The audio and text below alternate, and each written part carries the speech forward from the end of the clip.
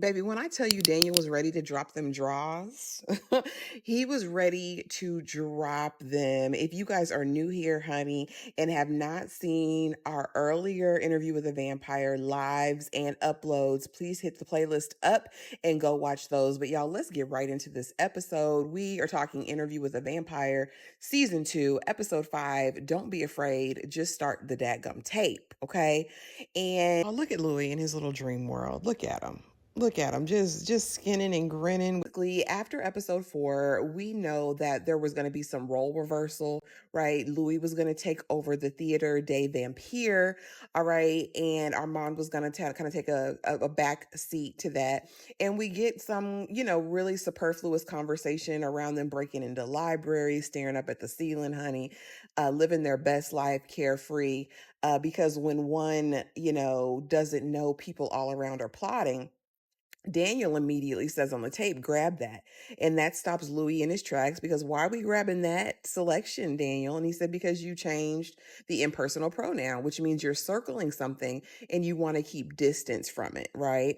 And so Louis like, Next thing we see, the real Rashid is ushering in a young Malik, honey, with his stunner shades on, talking about buy a Bugatti and crash it. And I'm like, what the heck is he talking about? We then find out more about Armand's hunting practices. Okay. He finds an undesirable who's doing horrible things in this world, right? Promises them crypto if they can survive. And that's how he gets his kicks. You know what I mean? Get your kicks on Route 66, Armand, whatever you have to do. But as soon as Armand leaves the room, Daniel's head is again filled with those same images, those same speeches, right? Talking about the girl with the bag over her head and selling the daddy's Playboys. It's like on auto repeat, okay? And so now that he's gone, Daniel's like, listen, I have given you 13 sessions. All right. I just want 20 minutes about me. I want to know what happened, what really, really happened. And so he gets to questioning, what he remembers. And so Daniel's like, I remember you biting me. All right, I remember that happened and I believe Armand saved me, but that's it. And Daniel's like, but why would he save me? Of all the boys that you encountered, of all of the dirt that y'all have done, why would he save me? And Louis, right, automatically goes and says, Armand preserves my happiness and we thought you would be, vital for the future. And I'm thinking preserves your happiness. Like that sounds like a canned response. And absolutely. And so really I though think the major question on Daniel's mind is did we get busy? Because he's like, I remember some scenes that looked a little, so I want to know, did we get down? Did we get down with the get down? And so now we are officially back in 1973, and we see Louis ushering Daniel into his flat, right? His little apartment, and showing him around. This is just one of my properties, Bookie. I'm a baller, shot caller. Okay. He takes him around. He shows him the coffin, and Daniel says, listen, I'm into it. I'm into countercultures, honey. I go anyway, the wind blows. And so then we see Louis come out with his pusher man backgammon set. Okay. Um, he's your mama, he's your daddy, he's that in the alley. He got what you need for some or some, you know what I'm saying? Yeah, he's the pusher man. Okay. And so Daniel is in love with all the dope. And in this moment, this is the first time we see Daniel ready to drop them draws. You hear me?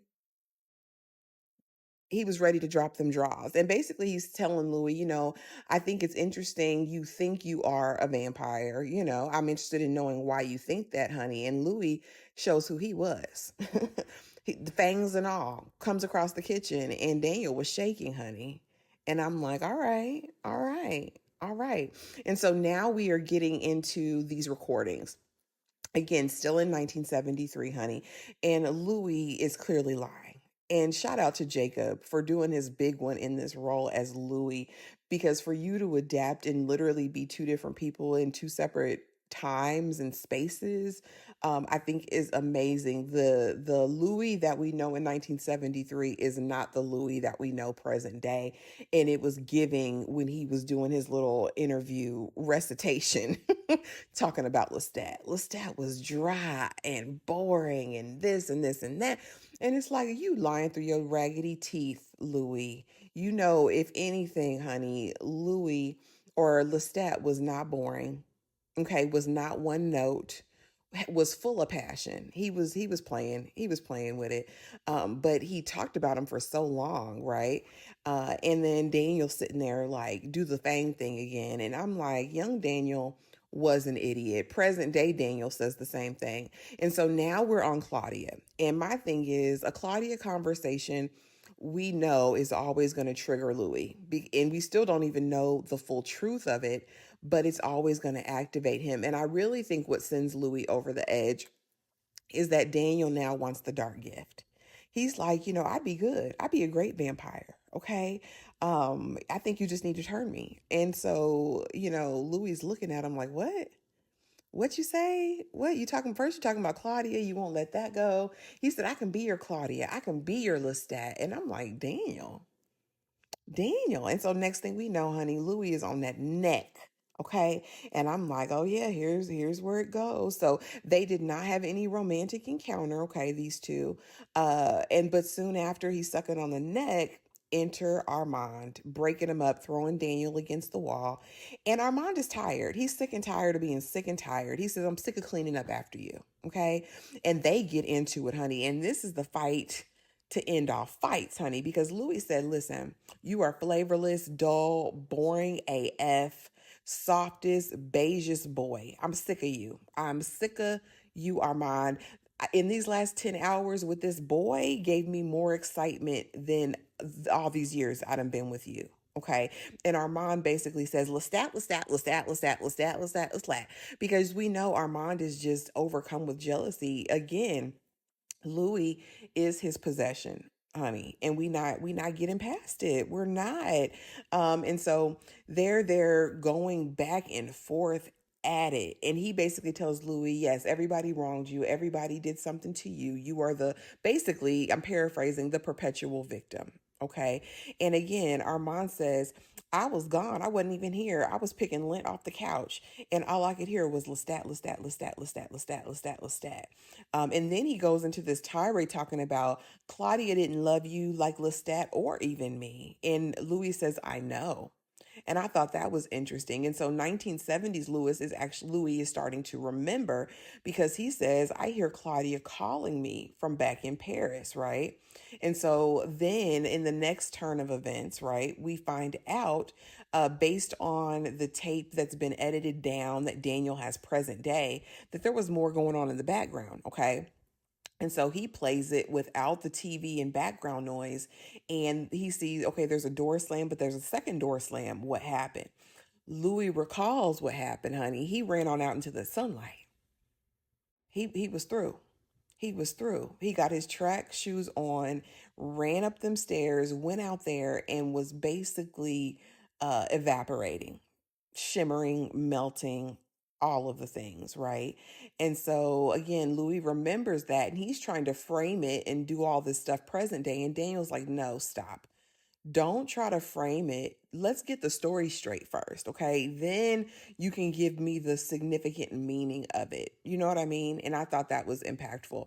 And so now, basically, I felt like Armand saved Daniel just to beat him down, honey, because the way he was using him like a rag doll and them shaky eyes, this was probably the first time I was super scared of Armand because I'm like, Armand is truly unhinged. Armand is like one of those serial unalivers. I feel like who gets a fixation and becomes super obsessed with someone and can't shake it, and everything in their orbit revolves around that obsession. That's how I feel like he thinks of Louis. It's so bizarre, and how he'll do anything and everything to try to keep Louis under his thumb. But anyway, them shaky eyes, yeah, they literally sent me. I ain't like it. And so Daniel now is starting to remember, and he says, all I see in the room is a cellophane corpse, which is part of the cleanup. We find out that when Louis went to the roof raising a scene, somebody saw. And so, of course, Armand had to come. Armand says, listen, I have been cleaning up your messes for all these years, Louis. And basically, I think Louis's contention is, you're just so boring as hell. I have to have all these boys. I have to have all these situations because, you know, anyway, so that further triggers Armand. And so now he commandeers Daniel's body. So Daniel is begging for his life, honey, willing to get on his knees. And Armand is like, well, since you're so interesting, Bookie Boo, tell me how I can be more interesting, because Louis says I'm dull and he says you're the most interesting person he's met in ages. So clearly you got the secrets. He said, were you interesting when you put the bag over the girl's head and screwed her while she was crying underneath? Or, were you interesting when you stole your daddy's Playboys? He said maybe just a little deceitful, just teach me to be interesting. And I'm like, here we go, unhinged. Okay. And again, basically Armand at this point tells Daniel all he is a hole, honey. That's it. That's all he can do. He said, that's all you got. That ain't enough, Bookie. And so now, present day, they move rooms. Okay. Daniel and Louis are like trying to remember. And so they put the feet in the sand because we need to dig deep and figure out what we got while Armand is still gone. And so Armand basically feels, I think, when we hear kind of the conversation after he's burnt, because of course Armand saves him, puts him in the coffin and it feeds him, right, the blood, because that's what's gonna heal him. He's basically like, what is it, Louis? Why am I not good enough for you? I thought I was doing the empathetic thing. Apparently, I think is what he was referring to by changing, altering your memory. Was it not good? Did I not atone enough for my part in Paris? And I'm like, okay, we getting closer to the answers. And so basically, he uses his spidey vampiric senses and gets Lestat on the phone. Okay. He gets him on the phone in his head and he's like, I found Lestat. And Louis like, no, no, I just said that because I wanted to say it. And basically, I think Armand's contention is, if you still feel the need to bring him up, then there's still more to this story. But again, Armand, your jealousy after all these years is unhinged. But I think Louis bringing up the fact that he's so dull, so boring, so uninteresting, is a stark contrast to who we all know Lestat to be, including Armand, right? And so I think that just literally whittled away at him. And so he gets Lestat on the phone, and Lestat, Louis, mon cher, where's my boo? What's happened? What's wrong? What's going on? Tell him I love him. And so Armand delivers only 80% of the messages, refuses to say I love you because, it's not that. And Louis tells Armand, listen, it's not about that. He's just my maker. He was my maker. He was my maker. But my thing is, Armand, how are you going to get him on the phone and not deliver the full message? If you're going to do it all the way. Okay. Like, let's do that. And so Armand now is with Daniel because he's like, I got to get rid of you. It's a loose end. And so he's basically lulling him to sleep, right? And I think it's so interesting because you'll see in a lot of religions and a lot of different things, when people are uh, speaking things to you maybe in a form of hypnotism or like prayer or whatever, there's a point of contact. And so I thought it was really interesting that Armand was holding the side of his neck, holding him, comforting him while he's giving him these words, and then ultimately gonna feed on him, basically lulling him to death, right? Uh, and so while he's doing that and begins to take his first bite, Louis, burnt up, charred Louis, gets up out the bed and is like, listen, don't do it. Don't do it to Daniel. He is a testament of our relationship. And I'm thinking, what relationship? This toxic mess, dumpster fire of a relationship. And so basically in this moment, we see that Louis is the one who actually sows some words into Daniel about, you're a young, bright reporter. You're going to be good. These words are going to carry you through hard times. But ultimately, Armand goes in and does some work as well, honey, because by the end of the episode, we find out that their memories stop at virtually the same time. Okay. And so I mean, it's a revelation. It's a revelation. But Buki, Armand, they done clocked your T, boo. I don't know what you gonna do. How you gonna double team it?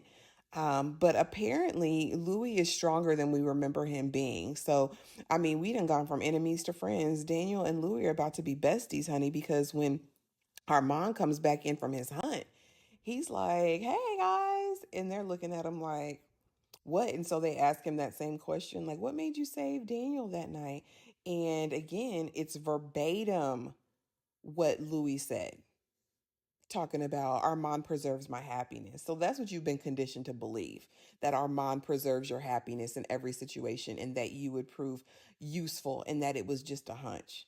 Baby, it all came out. I will say again, Jacob, who plays, I felt so captivated by his portrayal. I also loved Armand. I loved seeing the fullness of really who Armand was. And I think we probably still haven't even seen the fullness of him, if I'm being honest with you, because I think there's a lot more to come. Because how is he going to react to this?